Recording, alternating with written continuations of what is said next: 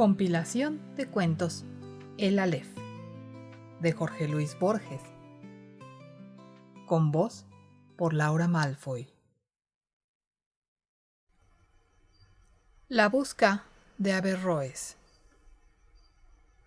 S'imaginant que la tragédie n'est autre chose que l'acte heureux.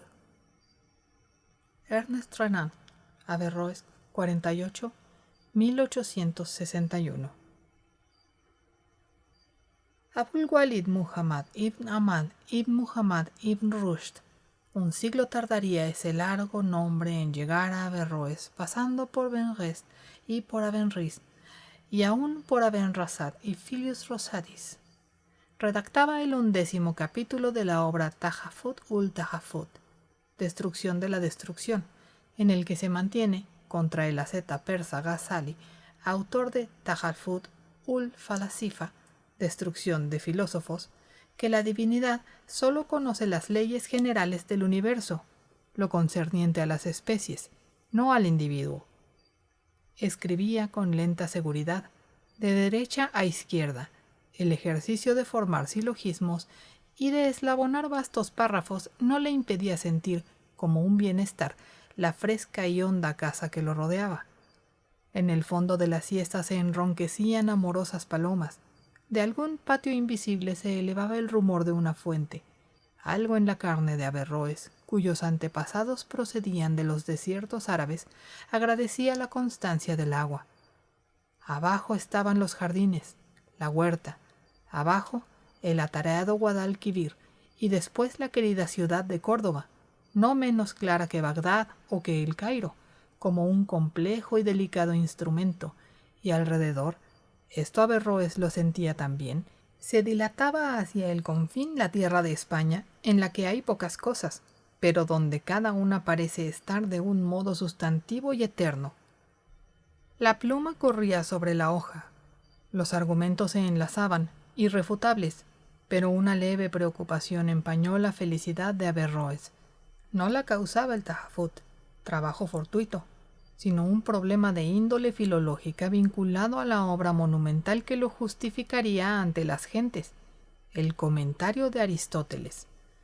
Este griego, manantial de toda filosofía, había sido otorgado a los hombres para enseñarles todo lo que se puede saber. Interpretar sus libros como los ulemas interpretan el Alcorán era el arduo propósito de Averroès. Pocas cosas más bellas y más patéticas registrará la historia que esa consagración de un médico árabe a los pensamientos de un hombre de quien lo separaban 14 siglos. A las dificultades intrínsecas debemos añadir que Averroès, ignorante del siríaco y del griego, trabajaba sobre la traducción de una traducción. La víspera, 2 palabras dudosas lo habían detenido en el principio de la poética. Esas palabras eran tragedia y comedia. Las había encontrado años atrás, en el libro 3 de la retórica.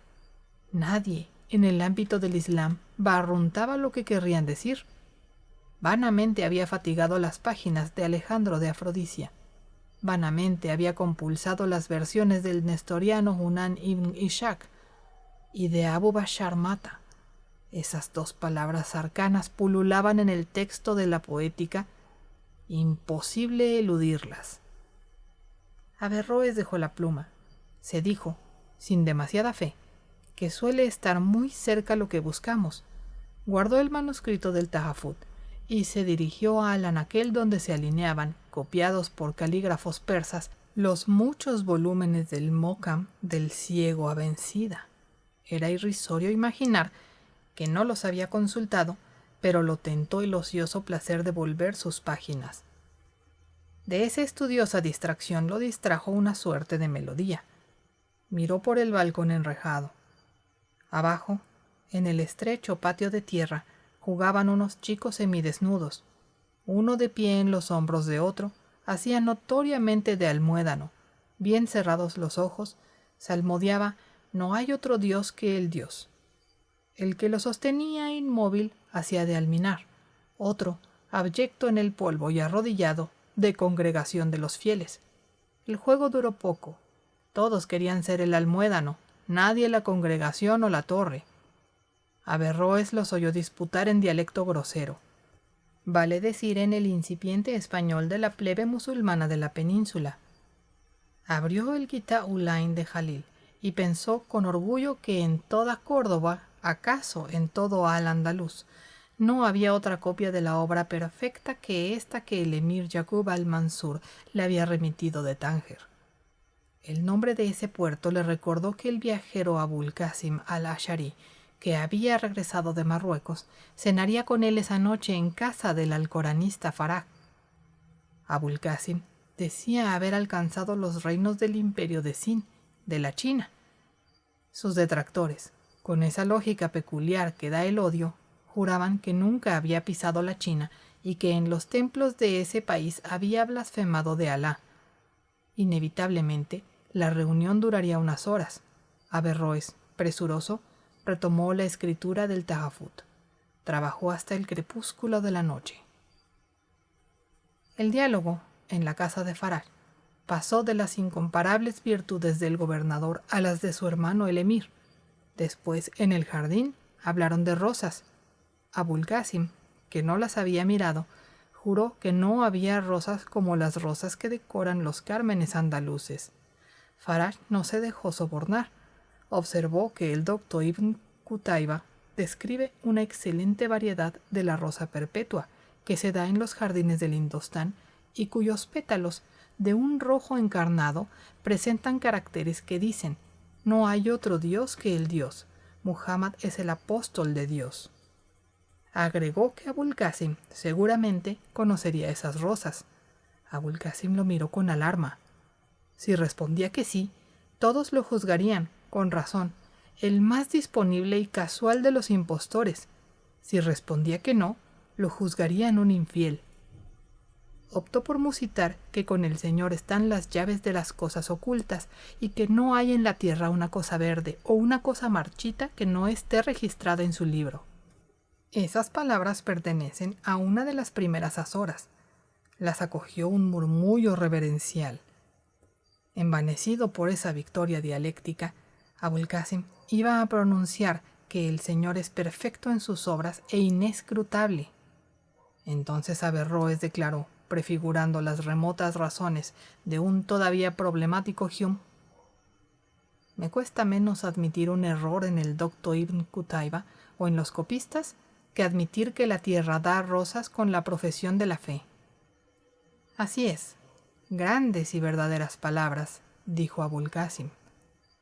Algún viajero, recordó el poeta Abd al-Malik, habla de un árbol cuyo fruto son verdes pájaros.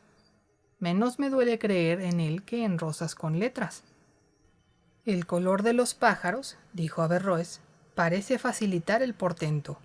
Además, los frutos y los pájaros pertenecen al mundo natural, pero la escritura es un arte. Pasar de hojas a pájaros es más fácil que de rosas a letras. Otro huésped negó con indignación que la escritura fuese un arte, ya que el original del Corán, la madre del libro, es anterior a la creación y se guarda en el cielo. Otro habló de Chajis de Basra, que dijo que el Corán es una sustancia que puede tomar la forma de un hombre o la de un animal, opinión que parece convenir con la de quienes le atribuyen dos caras. Faraj expuso largamente la doctrina ortodoxa. El Corán, dijo, es uno de los atributos de Dios, como su piedad.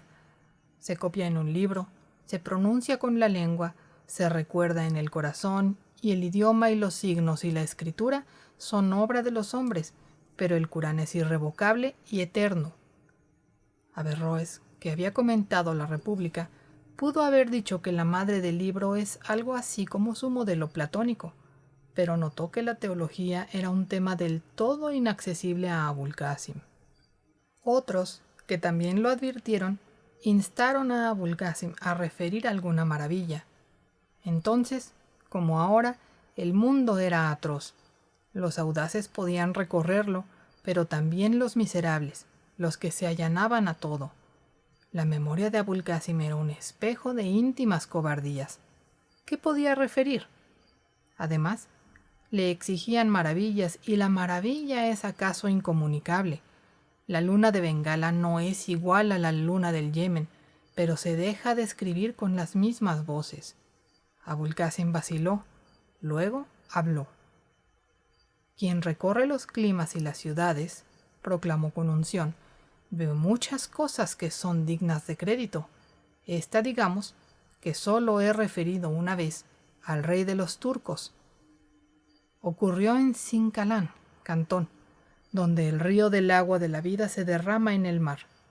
Faraj preguntó si la ciudad quedaba a muchas leguas de la muralla que Iskandar Zulkarnain, Alejandro Bicorne de Macedonia, levantó para detener a Gog y a Magog. Desiertos la separan, dijo Abul Qasim con involuntaria soberbia. 40 días tardaría una cáfila, caravana, en divisar sus torres y dicen que otros tantos en alcanzarlas. En Sinkalán no sé de ningún hombre que la haya visto o que haya visto a quien la vio. El temor de lo grasamente infinito, del mero espacio, de la mera materia, tocó por un instante a Averroes. Miró el simétrico jardín, se supo envejecido, inútil, irreal. Decía Abul Qasim: una tarde, los mercaderes musulmanes de Sinkalán me condujeron a una casa de madera pintada en la que vivían muchas personas. No se puede contar cómo era esa casa, que más bien era un solo cuarto, con filas de alacenas o de balcones, unas encima de otras. En esas cavidades había gente que comía y bebía, y asimismo en el suelo y asimismo en una terraza. Las personas de esa terraza tocaban el tambor y el laúd, salvo unas 15 o 20, con máscaras de color carmesí, que rezaban, cantaban y dialogaban. Padecían prisiones, y nadie veía la cárcel. Cabalgaban, pero no se percibía el caballo. Combatían, pero las espadas eran de caña. Morían y después estaban de pie. Los actos de los locos, dijo Faraj, exceden las previsiones del hombre cuerdo. No estaban locos, tuvo que explicar Abul Qasim. Estaban figurando, me dijo un mercader, una historia. Nadie comprendió. Nadie pareció querer comprender. Abul Qasim, confuso, pasó de la escuchada narración a las desairadas razones. Dijo, ayudándose con las manos: imaginemos que alguien muestra una historia en vez de referirla. Sea esa la historia, la de los durmientes de Éfeso. Los vemos retirarse a la caverna, los vemos orar y dormir, los vemos dormir con los ojos abiertos, los vemos crecer mientras duermen, los vemos despertar a la vuelta de 309 años, los vemos entregar al vendedor una antigua moneda, los vemos despertar en el paraíso, los vemos despertar con el perro. Algo así nos mostraron aquella tarde las personas de la terraza. ¿Hablaban esas personas? Por supuesto que hablaban, dijo Abul Qasim, convertido en apologista de una función que apenas recordaba y que lo había fastidiado bastante. Hablaban y cantaban y peroraban. En tal caso, dijo Faraj, no se requerían 20 personas. Un solo hablista puede referir cualquier cosa por compleja que sea. Todos aprobaron ese dictamen. Se encarecieron las virtudes del árabe, que es el idioma que usa Dios para dirigir a los ángeles. Luego, de la poesía de los árboles, Abd al-Malik, después de ponderarla debidamente, motejó de anticuados a los poetas que en Damasco o en Córdoba se aferraban a imágenes pastoriles y a un vocabulario beduino. Dijo que era absurdo que un hombre ante cuyos ojos se dilataba el Guadalquivir celebrara el agua de un pozo. Urgió la conveniencia de renovar las antiguas metáforas. Dijo que cuando Zuhair comparó al destino con un camello ciego, esa figura pudo suspender a la gente, pero que 5 siglos de admiración la habían gastado. Todos aprobaron ese dictamen, que ya habían escuchado muchas veces de muchas bocas. Averroes callaba. Al fin habló, menos para los otros que para él mismo. Con menos elocuencia, dijo Averroes, pero con argumentos congéneres, he defendido alguna vez la proposición que mantiene Abd al-Malik. En Alejandría se ha dicho que solo es incapaz de una culpa quien ya la cometió y ya se arrepintió, Para estar libre de un error, agreguemos, conviene haberlo profesado. Zuhair, en su Mojalaka, dice que en el decurso de 80 años de dolor y de gloria, ha visto muchas veces al destino atropellar de golpe a los hombres como un camello ciego. Abd al-Malik entiende que esa figura ya no puede maravillar. A ese reparo cabría contestar muchas cosas. La primera, que si el fin del poema fuera el asombro, su tiempo no se mediría por siglos, sino por días y por horas y tal vez por minutos. La segunda, que un famoso poeta es menos inventor que descubridor. Para alabar a Ibn Sharaf de Berja, se ha repetido que sólo él pudo imaginar que las estrellas en el alba caen lentamente como las hojas de los árboles. Ello, si fuera cierto, evidenciaría que la imagen es baladí. La imagen que un solo hombre puede formar es la que no toca a ninguno. Infinitas cosas hay en la tierra. Cualquiera puede equipararse a cualquiera. Equiparar estrellas con hojas no es menos arbitrario que equipararlas con peces o con pájaros. En cambio, nadie no sintió alguna vez que el destino es fuerte y es torpe, que es inocente y es también inhumano. Para esa convicción, que puede ser pasajera o continua, pero que nadie elude, fue escrito el verso de Zuhair. No se dirá mejor lo que allí se dijo. Además, y esto es acaso lo esencial de mis reflexiones, el tiempo que despoja los alcázares enriquece los versos. El de Zuhair, cuando éste lo compuso en Arabia, sirvió para confrontar dos imágenes, la del viejo camello y la del destino. Repetido ahora, sirve para memoria de Zuhair y para confundir nuestros pesares con los de aquel árabe muerto. 2 términos tenía la figura y hoy tiene 4. El tiempo agranda el ámbito de los versos y cede algunos que a la par de la música son todo para los hombres. Así, atormentado hace años en Marrakech por Memorias de Córdoba, me complacía en repetir el apóstrofe que Abdurrahman dirigió en los jardines de Rusafá a una palma africana. Tú también eres, oh palma, en este suelo extranjera. Singular beneficio de la poesía, palabras redactadas por un rey que anhelaba el oriente me sirvieron a mí, desterrado en África, para mi nostalgia de España. Averroes, después, habló de los primeros poetas, de aquellos que en el tiempo de la ignorancia antes del Islam ya dijeron todas las cosas, en el infinito lenguaje de los desiertos. Alarmado, no sin razón, por las fruslerías de Ibn Sharaf, dijo que en los antiguos y en el Corán estaba cifrada toda poesía y condenó por analfabeta y por vana la ambición de innovar. Los demás lo escucharon con placer, porque vindicaba lo antiguo. Los muecines llamaban a la oración de la primera luz cuando Averroes volvió a entrar en la biblioteca. En el harén, las esclavas de pelo negro habían torturado a una esclava de pelo rojo, pero él no lo sabría sino a la tarde. Algo le había revelado el sentido de las 2 palabras oscuras. Con firme y cuidadosa caligrafía agregó estas líneas al manuscrito.